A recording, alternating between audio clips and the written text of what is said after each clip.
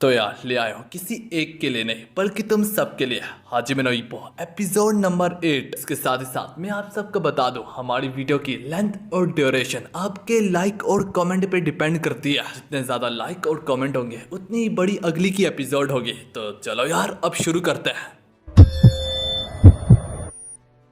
हमारी एपिसोड की शुरुआत में ईपो जल्दी से भागते भागते जिम जा रहा होता है क्योंकि वहां से उन्होंने अपनी ट्रेनिंग कैंप के लिए निकलना है। यहीं पे ईपो की क्रश की नजर थोड़ी दूरी से ईपो पे पड़ती है। जिस तरह से ईपो रोड वर्क के दौरान अपने पंचेस थ्रो कर रहा होता है, ये देख के उसकी क्रश को लगने लगता है कि शायद से ईपो एक बॉक्सर है। इसी में हम ईपो को ताकामुरा की गैंग के साथ बस में जाते हुए देखते हैं और जाते जाते वो लोग काफी ज्यादा इंजॉयमेंट कर रहे होते हैं। ट्रेनिंग कैंप स्पेशली ताकामुरा के लिए ताकि वो काफी ज्यादा स्ट्रॉन्ग हो जाए अपने टाइटल मैच के लिए। फिर कैंप पे पहुंच जाने के बाद वो लोग सबसे पहला चक्कर बीच में मारते हैं। यहाँ पे खूबसूरत खूबसूरत लड़कियों को छोटे छोटे कपड़ों में देख के उनकी थड़क जाग उठती है और इन जालिमों ने अपने सामान का सारा जोर हमारे बेचारे ईपो पे डाला होता है। ईपो उससे पूछने लगता है हमने क्या कैंप सेंटर नहीं जाना, आखिर हम यहाँ पे क्या कर रहे हैं। ताकामुरा उससे गुस्से से कहने लगता है ओए पागल, हम यहाँ पे तैरने आया है, तैरना भी एक ट्रेनिंग होता है। ईपो ने जो सामान के बड़े बड़े बैग्स पकड़े होते हैं, ईपो समझ रहा होता है कि शायद से ये ट्रेनिंग कैंप के लिए इसमें जरूरी सामान है।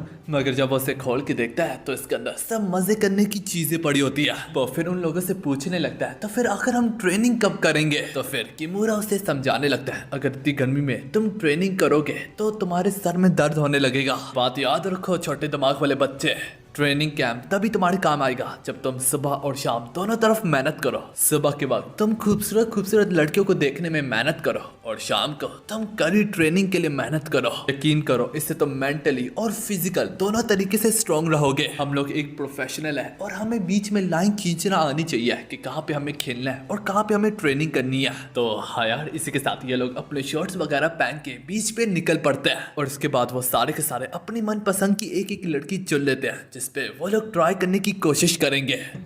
हालांकि आओकी ने सबसे अजीब किस्म की लड़की उठाई होती है। लोग खुद तो लड़कियां पटाने चले जाते हैं मगर ईपो को वो यहाँ पे रुकने के लिए कहते हैं। बीच में ईपो की यहाँ पे आंख लग जाती है और जहाँ पे वो एक बड़ा सपना देखता है कि हायामी उस पर अपनी शॉटगन पंचेस का इस्तेमाल करके उसे बहुत बुरे तरीके से हरा डालता है। यही सोच के ईपो जूझू उठता ही है कि तब तक शाम हो चुकी होती है। देख पाते हैं ताकामुरा अचानक से काफी ज्यादा सीरियस होकर कहने लगता है बॉयज वक्त आ गया है कि हम अब कड़ी ट्रेनिंग करें। यहाँ पे हम देख पाते हैं ये लोग पूरे बीच के चक्कर काट रहे होते हैं। हालांकि हम देख पाते हैं ताकामुरा, आओकी और किमुरा तो मिट्टी में काफी अच्छे तरीके से भाग रहे होते हैं। पर अलबत्ता ईपो को मिट्टी में भागते हुए काफी ज्यादा दिक्कत आ रही होती है क्योंकि उसने आज तक कभी अपने फुटवर्क पे काम ही नहीं किया। ईपो यहाँ पे सोचने लगता है सब मिट्टी ही मेरी दुश्वारी नहीं है, ये ताकामुरा और आओकी किमुरा ये पहले से इतना ज्यादा क्यों तेज भाग रहे हैं, आखिर वजह ही क्या है। ईपो सोचने लगता है जबकि इन्होंने पूरा टाइम बीच में मस्ती की है, इसके बावजूद भी इनमें काफी ज्यादा एनर्जी अभी भी बाकी है।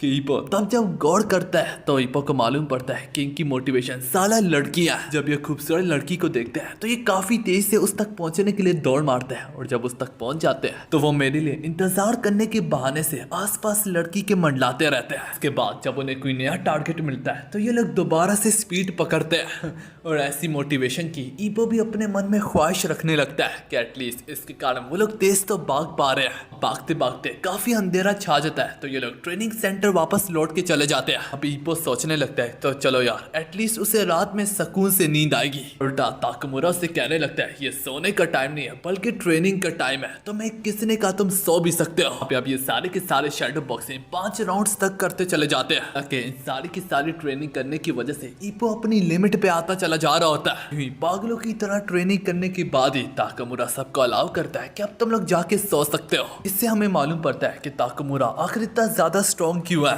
ताकामुरा मजे के वक्त में सब मजे करता है जिससे वो मेंटली स्ट्रॉन्ग रहता है और फिर ट्रेनिंग के वक्त में बहुत ज्यादा डेडिकेशन से ट्रेनिंग करता है तो ये फिजिकल स्ट्रॉन्ग रहता है। अब दोनों सूरत में हमेशा से बेस्ट रहने की वजह से ताकामुरा काफी ज्यादा स्ट्रॉन्ग हो चुका है। अगले दिन हम किमुरा और ईपो को आपस में स्पार करते हुए देखते हैं जहाँ पे किमुरा काफी इजीली डॉजिंग करते हुए ईपो पे बाड़ी पा रहा होता है। ये देख के ताकामुरा कहने लगता है कि ईपो को आउट बॉक्सर से लड़ते दौरान काफी ज्यादा दुश्वारी होती है, काफी ज्यादा दिक्कत का सामना करना पड़ता है जिन बॉक्सर का फुटवर्क काफी ज्यादा अच्छा हो। देखते देखते यहाँ तक फर्स्ट राउंड भी खत्म हो जाता है मगर ईपो किमुरा को छूने में भी नाकाम हुआ होता है, जो देख के ताकामुरा कहने लगता है इससे तो तुम्हें हायामी आसानी से हरा देगा। वो उससे सवाल पूछता है अगर मैं से कई गुना ज्यादा मेहनत करूं जिसके जवाब में ताकमुरा कहता है जिस तरह से तुम ट्रेनिंग करते हो, चाहे तुम सुबह से लेकर शाम तक भी ट्रेनिंग करते रहो, तब भी तुम्हारा उसको हराना काफी ज्यादा मुश्किल है, क्योंकि तुम्हारी बॉक्सिंग में एक बहुत बड़ी वीकनेस है। अगले सीन में ताकमुरा इप्पो को बताता है कि तुम्हारी वीकनेस तुम्हारे अपने पैर है। याद रखो, तुम्हारे पैर ही उतने ज्यादा जरूरी होते हैं बॉक्सिंग में जितने कि तुम्हारे अपने मुक्के होते हैं,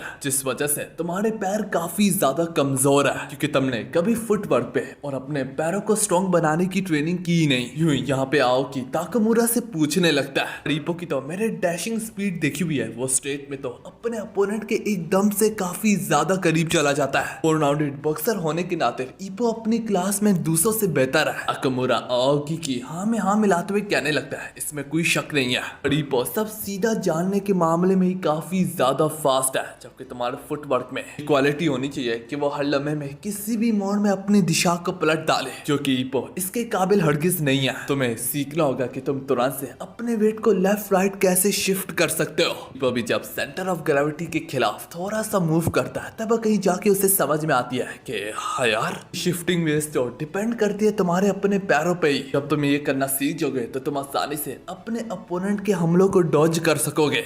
ताकमुरा इप्पो से यही कहता है तुम्हारा वेट शिफ्टिंग काफी ज्यादा स्लो है, जिस वजह से बॉक्सिंग की रिंग में तुम्हारा हर एक एक्शन लोगों से काफी ज्यादा स्लो होगा। इसी वजह से तो अभी अभी जब किमुरा तुम्हारे खिलाफ स्पार कर रहा था, उसके फुटवर्क के खिलाफ तुम उसे एक पंच भी मारने में नाकाम रहे। मैं तुम्हें बता दूं इप्पो, हयामी की जो लेग है वो किमुरा से भी कई गुना ज्यादा फास्ट है। तुम्हारे और हयामी के मैच के बीच में अभी थोड़ा बहुत वक्त है, तुम्हें सीखना होगा मैच से पहले पहले। इप्पो ताकमुरा की दाद देते हुए कहने लगता है आप कितने ज्यादा गजब के हैं। आपने सिर्फ मुझे कुछ लम्हे के लिए किमुरा के खिलाफ लड़ते हुए देखा, दूसरे लम्हे में आपको पता चल भी गया कि मेरी क्या वीकनेस है। ताकमुरा कहता है नहीं, मुझे तो सब उसी वक्त ही पता चल गया था जब मिट्टी में भागते दौरान तुम हमारी खाक की भी बराबरी नहीं कर पा रहे थे। इसके फुटवर्क को ट्रेन करने के लिए वो लोग इस पे टेनिस बॉल को थ्रो कर रहे होते हैं, ताकि इप्पो लेफ्ट राइट से टेनिस बॉल को पकड़ के काफी तेज से हमारी तरफ वापस फेंके। इससे इप्पो के फुटवर्क में काफी ज्यादा बदलाव आएंगे। इस बार अपने वेट को बार बार शिफ्ट करने की वजह से इप्पो सब फर्स्ट राउंड में ही थक जाता है। थोड़ी देर में इनका यहाँ पे मॉर्निंग ट्रेनिंग सेक्शन कंप्लीट हो जाता है और ये लोग दोबारा से बीच में लड़कियों के पीछे जाने लगते हैं। थोड़ी देर में बीच में मजे करने के बाद इनकी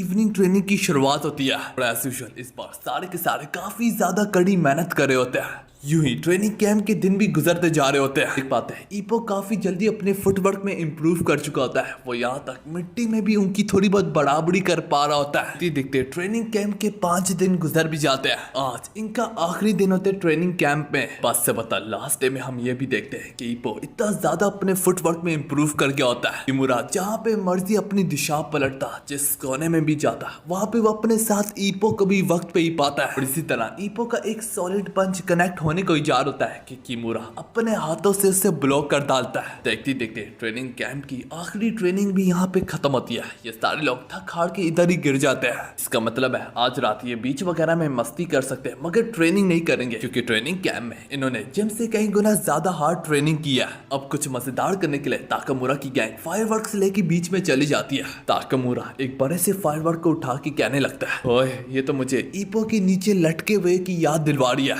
सबके साथ अब ये लोग यहाँ पे बैठ के फायरवर्क को एंजॉय करने लगता है। और यहाँ पे फिर कहने लगता है जब हम लोग टोक्यो पहुंच जाएंगे फिर तो हमारे पास थोड़ा सा भी वक्त नहीं होगा रिलैक्स होने का, क्योंकि ताकमुरा का टाइटल मैच आ रहा है। और अगर ताकमुरा अपना टाइटल मैच जीत जाएंगे तो वो जापान के चैंपियन खिलाएंगे। ताकमुरा कहता है जापान का टाइटल हासिल करना वो तो मेरे लिए कोई बड़ी बात नहीं है, मेरा गोल तो इससे कई गुना ज्यादा बढ़ गया और वो है वर्ल्ड टाइटल को हासिल करना। मैं वर्ल्ड चैंपियनशिप को हासिल करना चाहूंगा। ये सुन के इप्पो का मुंह खुला का खुला रह जाता और बस मन में वो उसके गोल की दात ही देता रह जाता है। तो देख के किमुरा और ओकी कहने लगता है ठीक है, फिर अगर ताकमुरा वर्ल्ड टाइटल को हासिल करना चाहता है तो फिर आखिर हमारे लिए क्यों जापान का टाइटल मुश्किल हो, हम लोग जापान का टाइटल पाएंगे। तो इप्पो भी अपने मन में सोचने लगता है अगर इन सब के गोल है तो फिर मेरा भी पहला गोल यही है, रूकी चैंपियनशिप टूर्नामेंट को जीत के रूकी ऑफ द ईयर खिलाऊंगा।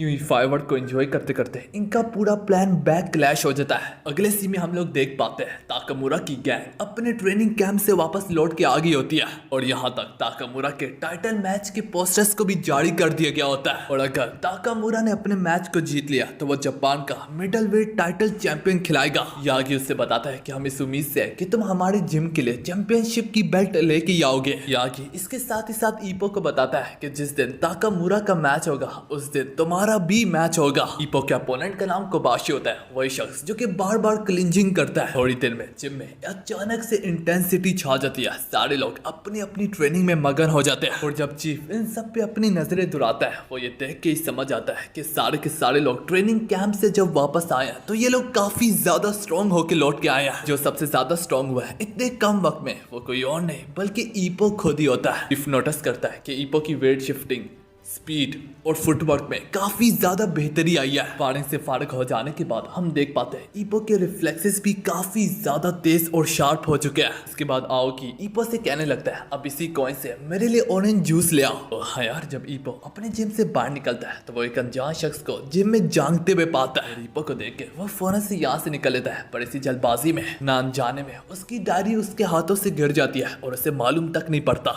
हमें मालूम पड़ता है वो जासूस कोई और नहीं बल्कि युबाशी होता है। हाँ, ईपो का अगले मैच का अपोनेंट जो कि ईपो पे जासूसी कर रहा था कि उसे किस तरह से हरा सकते हैं, वो उसका पीछा करते हुए उसे उसकी डायरी लौटा देता है। ईपो को अपने सामने देख के उसे काफी बुरा लगने लगता है कि वो उस पे जासूसी कर रहा था। चूंकि ईपो ने उसके चेहरे को इतनी करीबी से देखा होता है तब कहीं जाके ईपो को याद आता है कि हाँ यार, ये तो मेरा अपोनेंट युबाशी केंटा है। युबाशी ईपो से कहने लगता है वैसे तुम्हारे बारे में जितना सुना था तुम उससे कई गुना ज्यादा बढ़ के हो, तुम्हारे पंचेस काफी ज्यादा शार्प पावरफुल है। वो उससे बताता है क्योंकि उसके पंचेस इतने ज्यादा वीक होते हैं तो वो मेहनत करता है अपने अपोनेंट को स्टडी करने में। बाशी ईपो को कहने लगता है चाहे जरूर मेरे पास कोई टेक्निक नहीं है, कोई फुटवर्क नहीं है, मैं तुम्हें एक चीज जरूर बताना चाहूंगा, ये बॉक्सिंग है मेरे दोस्त। बॉक्सिंग बिल्कुल अनप्रिडिक्टेबल है, इसमें कमजोर बंदा भी अक्सर पावरफुल बंदे से जीत जाता है। ये सब कहते हुए युबाशी केंटा यहाँ से चला जाता है। ये बात ईपो फिर अपने जिम वालों को भी बता देता है कि युबाशी उस पर नजर रख रहा था। ताकामुरा ईपो से कहता है मैं तुम्हें हारते हुए नहीं देख सकता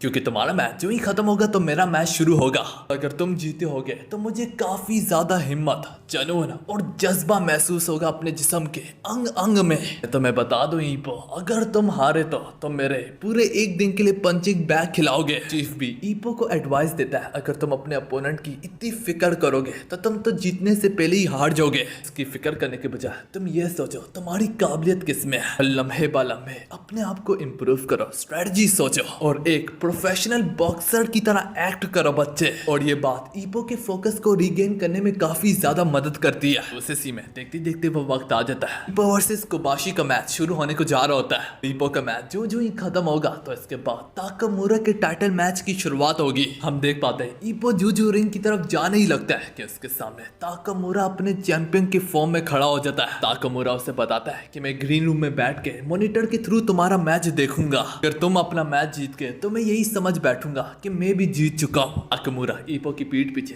जोर से थप्पड़ मार के उससे होश भी दिलवाता है कि ये मैच मेरे लिए इतना इंपॉर्टेंट है जितना तुम्हारे लिए। तो उसी सी में हम ईपो और युबाशी को रिंग में देखते हैं। बाशी ने जहाँ पे ईपो के खिलाफ एक अच्छी खासी स्ट्रेटजी बना रखी होती है, पर इसके बावजूद भी वो ईपो जैसे के खिलाफ जाने से थोड़ा बहुत डर रहा होता है। मैच की शुरुआत होती है और हमें मालूम पड़ता है युबाशी अपने डिफेंस पे अच्छा खासा काम कर रहा होता है। वो यहाँ पे सिर्फ ईपो का एक पंच को ब्लॉक करने की कोशिश ही करता है कि उसका पूरा का पूरा डिफेंस यहीं पे हिल के रह जाता है। तुरंत बाद ईपो अपने डैश और डार्ट का इस्तेमाल करते हुए उस पे जैगिंग्स की बारिश कर डालता है, जो कि युबाशी उसे ब्लॉक करने की कोशिश तो कर रहा होता है मगर वो अपने हाथों में अभी भी काफी ज्यादा दर्द को पाता है। यहाँ तक युबाशी नोटिस करता है कि इसके पंचेस को ब्लॉक करते करते इसके हाथ नम पड़ते जा रहे हैं। इसी वजह से तो युबाशी सबसे ज्यादा अपनी डॉजिंग प्रैक्टिस पे फोकस रखता है। इसी का इस्तेमाल करके वो अभी तक ईपो जैसे के खिलाफ अपने कदम जमा के खड़ा होता है। का लेफ्ट हैंड जिसे वो अपने से अपने दुश्मनों को दूर रखता है, ईपो उसके लेफ्ट हैंड को काफी ज्यादा ट्रिकी पाता है। हालांकि इसके बावजूद भी ईपो अपने फुटवर्क पे रिलाई करते हुए उसके एकदम से काफी ज्यादा करीब आ जाता है और अपना खतरनाक पंच थ्रो करने को ही जा रहा होता है कि इसी बीच में इससे पहले युबाशी उसे क्लिंज कर लेता है। क्लिंज जो ही टूटती है वो ईपो पे एक अच्छा खासा पंच थ्रो करता है। इसी टेक्निक वगैरह का इस्तेमाल करके उसके मामूली पंचेस ईपो को लगते जा रहे होते हैं। चाहे जरूर ईपो को ज्यादा दर्द तो नहीं होता मगर अगर राउंड राउंड खत्म हो गया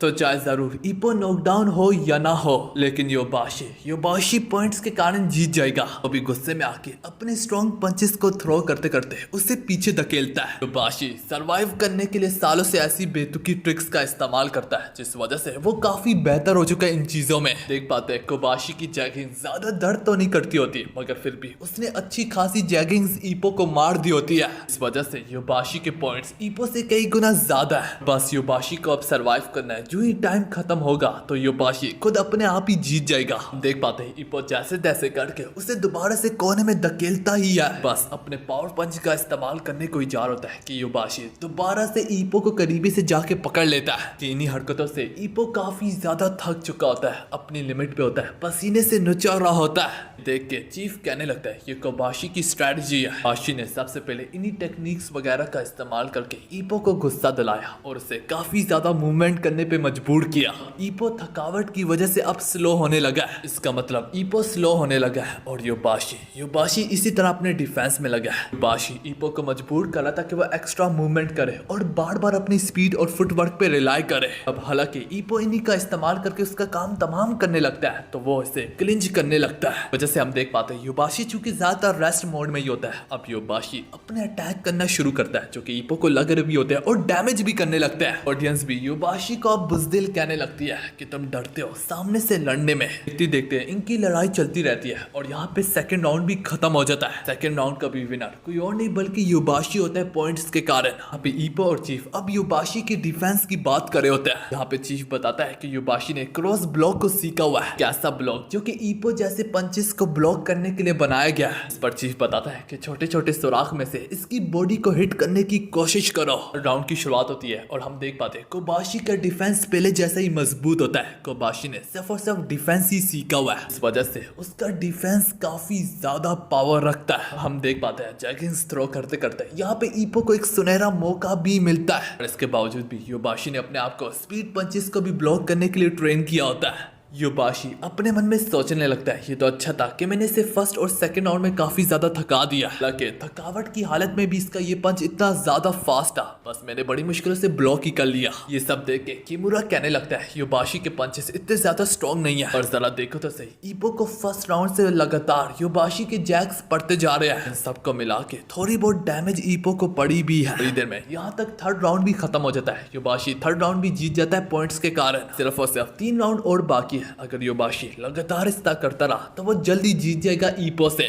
जब ईपो अपने चीफ के पास वापस लौट के जाता है, चीफ उसकी शॉट में बढ़ बढ़ के बर्फ डाल देता है। देखते फोर्थ राउंड की शुरुआत होती है। यहाँ पे ईपो नोटिस करता है कि कोबाशी और भी काफी ज्यादा डिस्टेंस रख रहा है अपने बचाव के लिए। ईपो को फिक्र होने लगती है क्योंकि टाइम कम पा रहा होता है और इस्ता तो चलता रहा तो योबाशी जीत जाएगा। अब ईपो पंच मारने के पूरे चक्कर में अपने डिफेंस को ही भूल जाता है। यही मौका देख के योबाशी ईपो की चिन पे एक रख के लगाता है, जैसे ईपो की पूरी बॉडी कांप उठती है। ऐसा जरूर योबाशी का पंच वीक होता है, लेकिन चिन पे पड़ने से ईपो की पूरी बॉडी डैमेज लेती है। योबाशी ने आज पहली बार जिंदगी में इतना सॉलिड पंच को थ्रो किया होता है। ये फीलिंग योबाशी के मन को छू जाती है और वो सोचने लगता है कि क्या मैं ईपो को अपने पंच से नॉकडाउन कर सकता हूँ। अगर ये मैं करने में कामयाब हो गया तो ये मेरा फर्स्ट नॉकडाउन होगा। योबाशी नोटिस करता है कि ये मैं कर सकता हूँ क्योंकि ईपो की तो सांसें भी काफी ज्यादा फूल लिया है। ईपो काफी ज्यादा स्लो हो चुका कि मैं ज्यादातर मूवमेंट भी नहीं कर रहा था, मैं तो अपनी जगह पे खड़े होकर क्लिंजिंग करता था। योबाशी अभी भी अपनी फुल स्पीड में होता है, जिसके कारण वो ईपो पे अब बाड़ी पड़ने लगता है। योबाशी सोचने लगता है कि शायद से ये मेरा पहला नॉकडाउन हो सकता है। नॉकडाउन की बॉक्सिंग में काफी ज्यादा इज्जत होती है। इसी मौके से फायदा उठाते हुए योबाशी अब ईपो जैसे पे बाड़ी पड़ रहा होता है उस पर लगातार हमले कर रहा होता है। ये देख के कोबाशी का कोच भी काफी ज्यादा चौंक जाता है। इसके साथ उसका एक खतरनाक किस्म का पंच दोबारा से ईपो को पड़ता है। ईपो अपनी लिमिट पे होता है और वो गिरने लगता है। वो जो जो ये गिरने लगता है ईपो को उसके डिफेंस में एक सुराग सा दिखता है। तो देखते सारी ईपो फौरन से अपने कदम जुमाता है और एक खतरनाक किस्म का पंच थ्रो करता है। जब ईपो के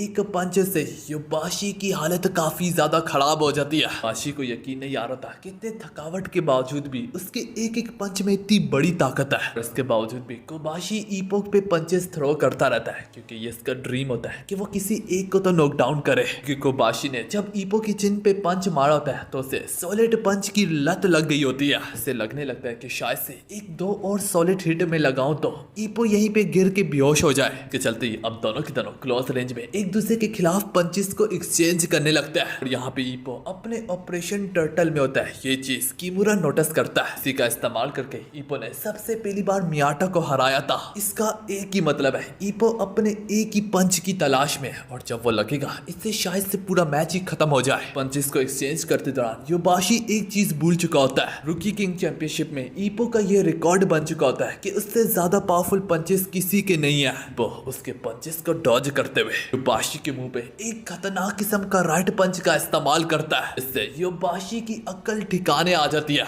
बस ईपो अपने एक ही पंच से उसे नॉकडाउन कर डालता है। इतना पावरफुल ईपो का एक सॉलिड पंच है। योबाशी का चीफ चिल्लाने लगता है, ये आखिरी राउंड है, अगर तुम खड़े होगे तो ईपो खुद ही हार जाएगा। ये सब 10 सेकंड बाकी है, अगर तुम 10 सेकंड में खड़े होगे तो ईपो अपने आप इस तरह हार जाएगा क्योंकि उसके पॉइंट तुमसे काफी ज्यादा कम है। योबाशी बड़ी हिम्मत करके, बहुत ज्यादा हिम्मत करके 8 सेकंड में खड़ा तो हो जाता है। जब वो सिर्फ एक ही कदम लेता है तब कहीं जाके उसे एहसास होता है कि नहीं, ईपो के पूरे एक पंच नहीं, मेरे पूरे जिस्म को हिला दिया। थोड़ी देर में योबाशी का पूरा ब्रेन डैमेज लेने लगता है और वो यहीं पे बेहोश होकर गिर जाता है। इसे मालूम पड़ता है इन जैसे फाइटर्स के लिए ईपो का सिर्फ एक पंच ही काफी है। इसी तरह ईपो को यहाँ पे विनर डिक्लेयर कर दिया जाता है। वो यहाँ पे 2 सेकंड से बच गया होता है। अगर 2 सेकंड गुजर जाते तो ईपो अपने आप ही पॉइंट से हार जाता। ईपो खुशी से अगले सीन में ताकामुरा के पास जाके उससे बताने लगता है, ताकामुरा क्या आपने देखा, मैं जीत गया। ताकामुरा अपने जुनून और जज्बे से उठते हुए